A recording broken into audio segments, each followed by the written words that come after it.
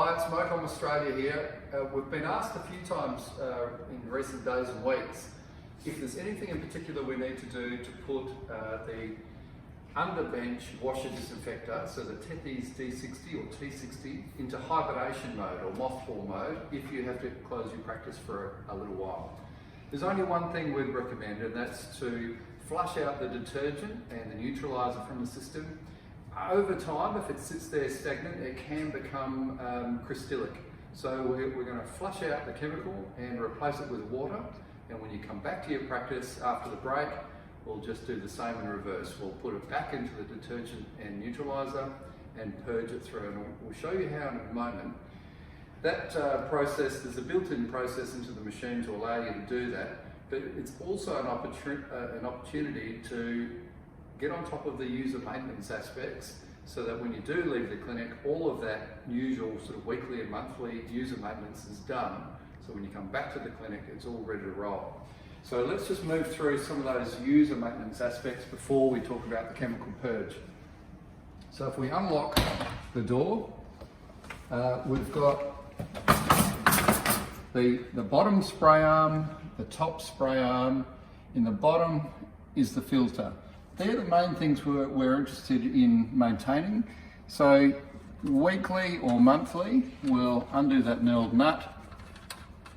And when I say weekly or monthly, it's on sort of an observation basis. If you take it off every week and find out there's never ever anything in here, you could probably back it off to monthly.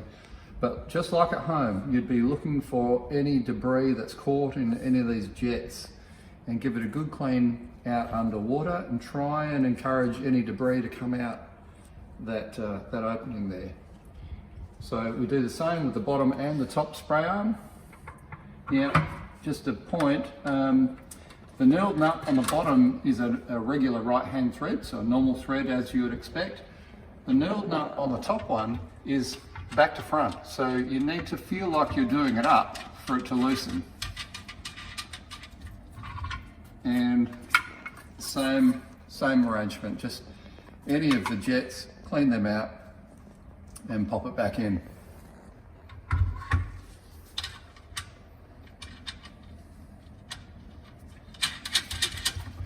Okay, so that's the spray arms clean.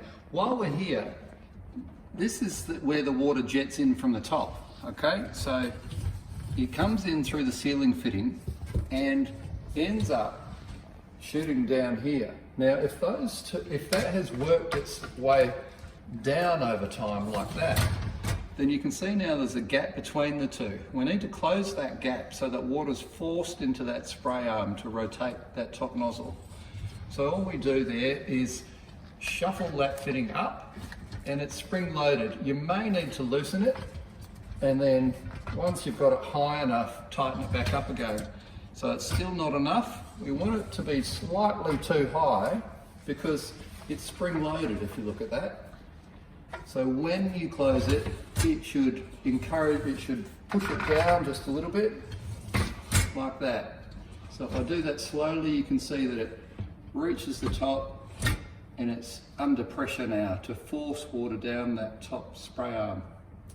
Okay, so have a good look at that each week. Make sure that that hasn't sort of slid its way down. That's a really important point for good cleaning results. In the bottom now, it's about the only other thing you need to do, and that's just remove that bayonet arrangement, and that filter comes out as an assembly.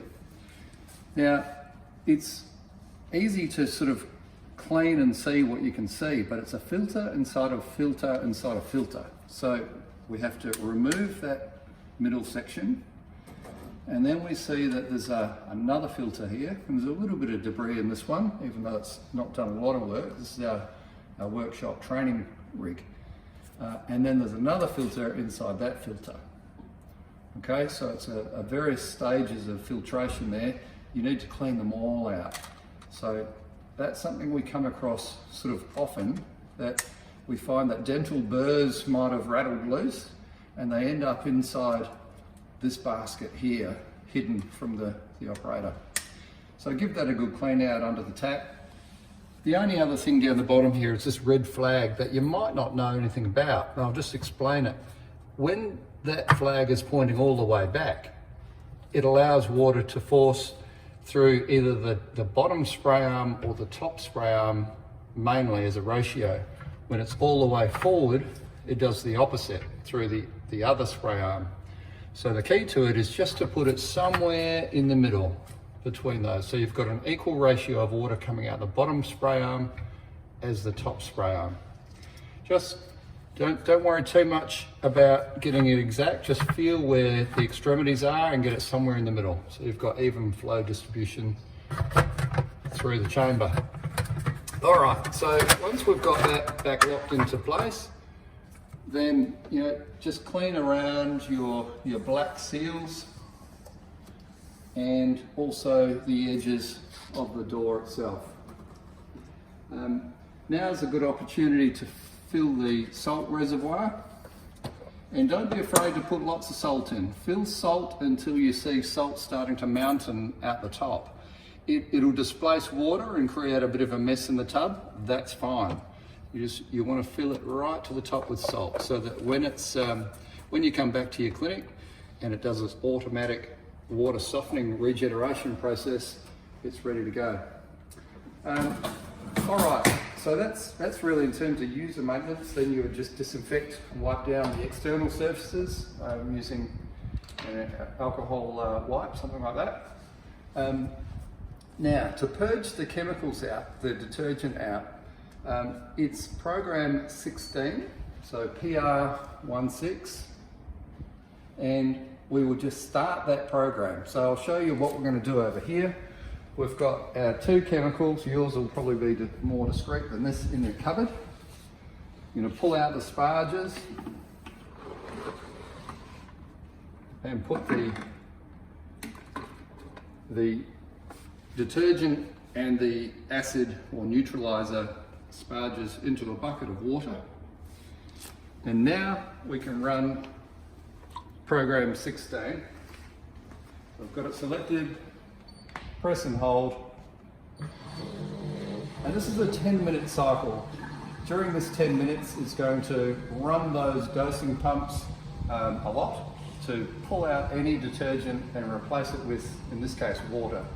The idea of this cycle, it's something that you would use if you've run out of chemicals and you've sucked air through the lines. So it's a chemical purging cycle, but we're going to use it as a chemical purge and replace with a water cycle in this setting. So once it's done program 16, it's a 10-minute cycle. Really that's it. And then just diarise or maybe hang a sign on the machine so that when you come back to the practice after your hiatus, then you'll put those sparges back into the relevant chemical tubs. Don't get them mixed up. Put them back into the correct ones again, and run cycle 16 again. That'll make sure you've got chemicals back in your lines and no water. And that's it. All right, I hope that was helpful, and thanks for watching.